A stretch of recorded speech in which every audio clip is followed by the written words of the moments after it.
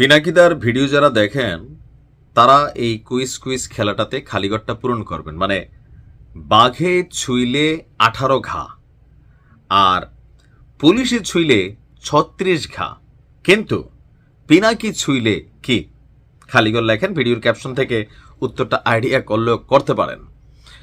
পিনাকি ছুঁইলে জয় বাংলা।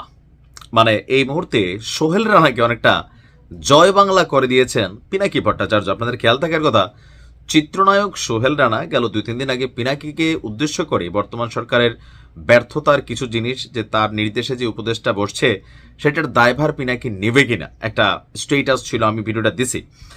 তো এরপর সেইখানে একটা কমেন্ট ছিল, যেই কমেন্টের মধ্যে আবার সোহেল রানা রিপ্লাই করতেছিলেন নিপু বড়ুয়াকে যে প্রশ্ন করি নাই, ওনার চরিত্রটাকে পরিষ্কার করে সকলের সামনে আনার জন্য প্রথম পার্টিটা তোমরা আজকে দেখেছ, আক্রমণটা পরে হবে। মানে পিনাকিরে প্রথম একটা সিস্টেমে আনছে, পরে একটা রামধোলাই দিবে সোহেল রানা, বিষয়টা এরকম ছিল। সেটাতেই পিনাকি খেপছে।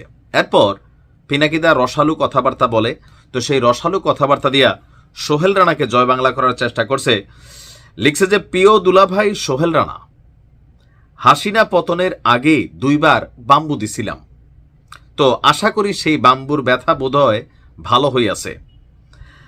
শেখ হাসিনার পতনের পরে ডরে আমার প্রশংসা কইরা ভিডিও বানাইছিলেন সম্ভবত, আমি জানি না, সোহেল রানার আমি ফলোয়ার না।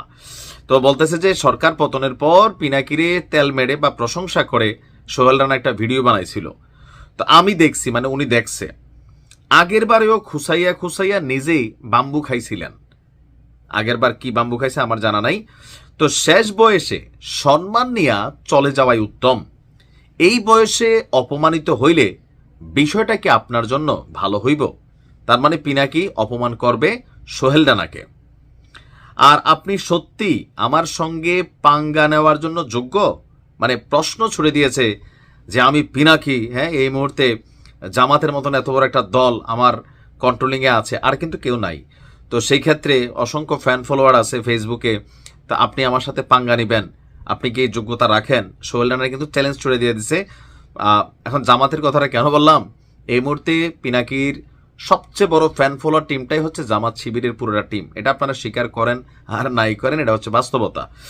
আচ্ছা, যাই হোক, এরপরে তিনি বলছেন যে শৈশবের নায়ক ছিলেন আমার, তাই থাকেন না। মানে চিত্রনায়ক হিসাবে সোহেল রানার অনেক অভিনয় আমরা সবাই দেখছি, তো পিনাকিও দেখছে। তো সেখান থেকে বলা হয়েছে যে আপনার নায়ক হিসেবে ভাবি, ওইটাই থাকেন না, তা আপনার ভালো লাগতেছে না।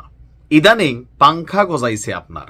মানে পিনাকিদাদের বিরুদ্ধে কেউ কোনো কথা বললেই এটা পাংখা। দেখেন না, মির্জা ফখরুল ইসলামের পিছন দিয়ে ক্ষমতা ঢুকে দিবে সাংবাদিক ইলিয়াস।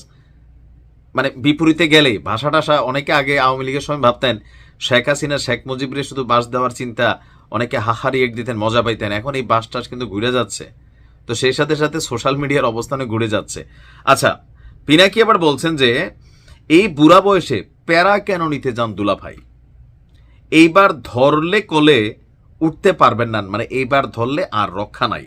জানেন তো, বাঘে ছুঁইলে 18 ঘা, পুলিশে ছুঁইলে 36 ঘা, আর পিনাকি ছুঁইলে জয় বাংলা।